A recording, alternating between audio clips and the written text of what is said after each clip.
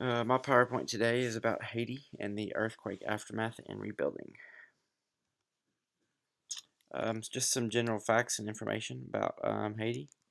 The capital is Port-au-Prince. Um, the population was about 10.6 million in 2015. Some languages spoken are French and Haitian Creole. And then to the right here, you have a map, kind of everything going on here. You got some small towns, and then you got Port-au-Prince right there in the middle of everything. Haiti and the people. Haiti ranks as 168th out of the 187 countries on the Human Development Index in 2014. 60% of those citizens live on $2 or less a day. The literacy rate of 60% compared to the average 92% for Latin America and Caribbean countries, which is kind of low. On January 12th, 2010, the earthquake happened. It was a 7.0 magnitude earthquake. The epicenter was located about 25 miles outside of the capital, Port-au-Prince, and then 52 aftershocks occurred in the days after. And some of those aftershocks were 3.0s, 4.0s, 5.0s, and so. And if you can see the little epicenter there, it's the little circle right there. As the 5 themes of geography, I chose human environment interaction. And as the later slides go on, as it goes on, you can kind of see why I chose that. The aftermath is about 160,000 death toll. I did read reports of about 200,000, but some of them were closer. They were closer to 160,000. About 250,000 residences and about 30,000 commercial buildings collapsed and were damaged. And then the Archbishop of Port-au-Prince was dead, and that's his name right there. And then that's the Capitol building before and after the earthquakes that were built. So.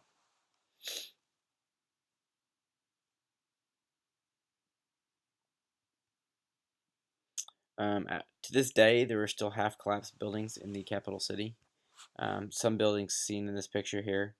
There are some completely full buildings with no damage whatsoever. There's some partially collapsed buildings with some damage, and then there's some buildings that have just complete rubble. Many citizens decided to leave the collapsed buildings and move into tent and canopy shelters to avoid the potential from the aftershocks.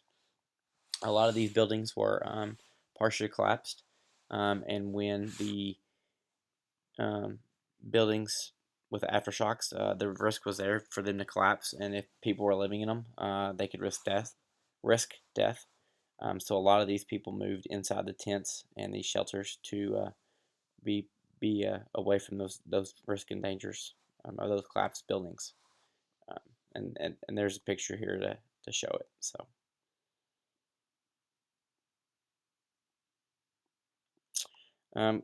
Countries around the world donated $13.4 billion to recovery efforts. However, after 5 years, little to none has been done. You can see here this little infographic here says kind of stuff that got debris and how much money this and what the Red Cross has spent, and just a little cool infographic there for you guys to look at if you want. The recovery here.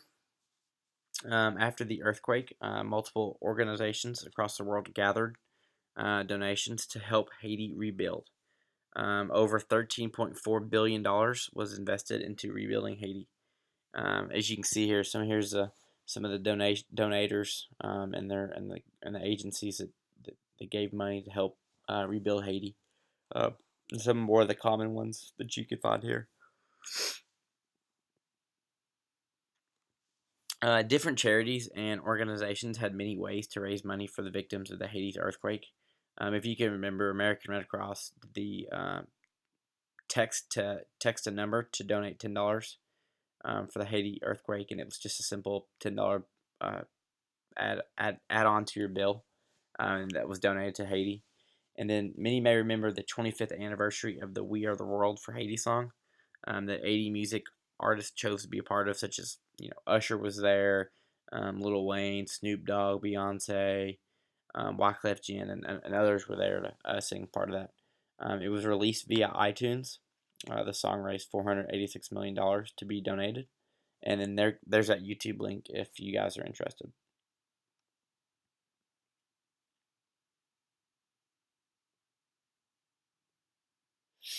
Of that money donated, many things have and have not happened in the country. About 85,000 people still live in displacement camps. Um, 200,000 people live in the Canaan, Jerusalem slums on a hillside. And then now however, it's now a rebuilding city with over $100 million in personal investment by the citizens there. There's about temporary shelters for about 1.5 million people. And then there's funding for a cholera outbreak that killed about 9,000. Other things that were donated with the money were some of the 600 classrooms that were rebuilt, 160 health clinics with support such as nurses and doctors, better technology for farmers to help grow their plants and their farms, permanent housing like the picture you see to the right, emergency food for about 4 million, mosquito nets, and about 5,300 units of blood donated. That picture to the right is kind of like a little grain silo, but a lot of church missionaries are starting to build those in Haiti. Those things last longer. They're cheaper to build. They're more durable than concrete buildings in an earthquake, and it's just overall a little bit better design what they had. Over 2.7 million cubic meters of rubble was removed. You could have filled over 4,000 Olympic-sized swimming pools. At one point, 1.5 million lived in camps. Now there's a registered 80,000 and about 105 sites. So still a low number, but compared to what it was. So overall, it's a good. We're making recovery efforts. Haitian officials decided on a color coding system to determine what buildings and houses needed to be demolished. A marking on the side of the house determined what would happen to that building. If you can see in this picture below, to the right side, there's a red writing on a wall, and it says MTP TC11 on the wall. It's written in red, and that signifies that it must be torn down. If it was written in yellow, it said it would mean repairs must be made, and then it would be inhabitable. And then if it was green, it would just be inhabitable already, so no repairs.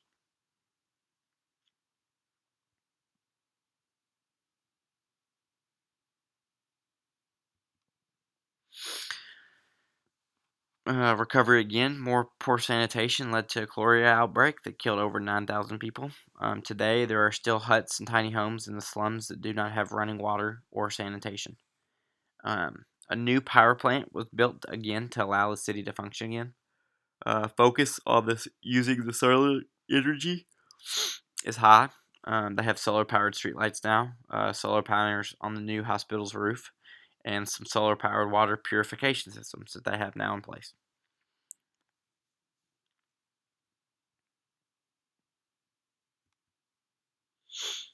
Some looking forward to do.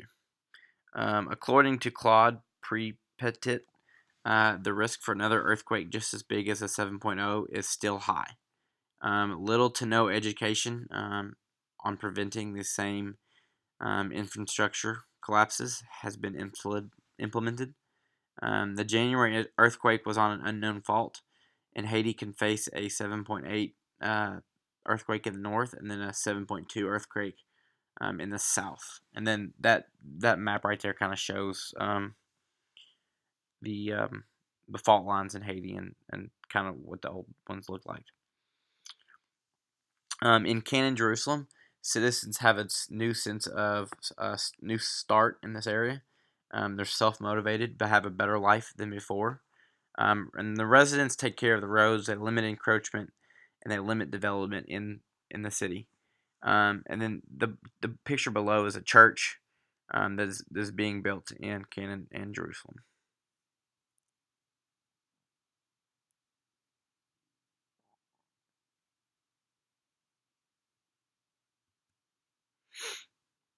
After the earthquake, over 4,000 schools were destroyed, leaving children nowhere to attend. UNICEF stepped in and helped put 750,000 children back into school. 80,000 of those attend school in an earthquake safe shelter and school constructed by UNICEF. 120,000 children are enjoying 520 child-friendly spaces or playgrounds to play in that were also built by UNICEF.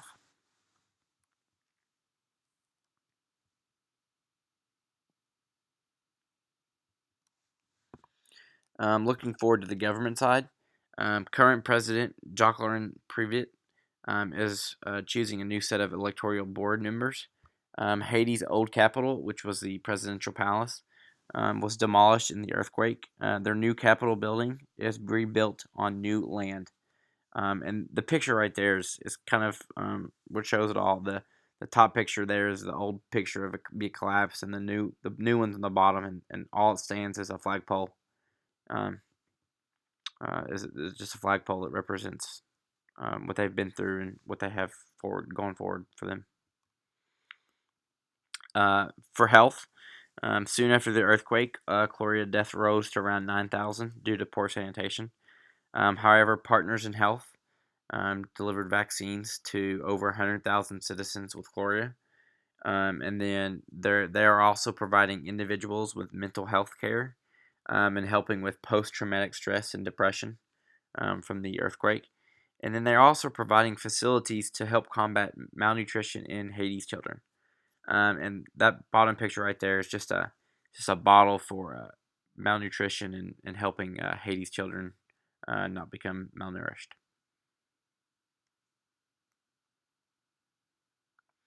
I chose human environment interaction for this. Just a little behind the scenes here. The interaction is the definition is the interaction between humans and the environment that they live in. The decisions they choose daily impact impact the environments and their lives for years to come. Just some things to talk about here. Rebuilding the city and its surroundings. A big part of it is humans will rebuild on top of their old buildings, and they will improve upon them. They know that they will fail, and they now know that what to build on. The health of the citizens now and in the future. Now they're dealing with the cholera outbreak, and they're getting over that, and malnutrition. They're fixing that, but the mistakes that they learn now of the health, they're going to learn about that in the future, and they're going to protect their children and be better off being healthy later on. The technology of the healthcare, transportation, buildings. A lot of that is just become safer. Buildings will be built safer. Cars will be better built. The morale of the citizens will be improving. They'll be able to look back on these new buildings and the new health and the surroundings and say, you know what, we are being a better country, and they're going to live better lives because of that. And then adaptation of the future events with these buildings and these healthcare and the transportation. Another natural disaster should be no problem for them. They're going to be able to adapt to these new changes that are going to be brought to them by these events in the future. Let's review a little bit. Haiti has had lows, but they've also had highs during this period of after the earthquake to become a functioning country again. They had a very, very high death toll, demolished buildings, cholera outbreak. A lot of the hospitals and schools were broken. But however, now there's donations to help rebuild the country. There's new schools and hospitals being rebuilt daily. There's repaired and re-engineered buildings to make them stronger, to help people live in homes again. And there's motivation to become a better country. And there's some work excited for you guys, and that's about it. Thank you.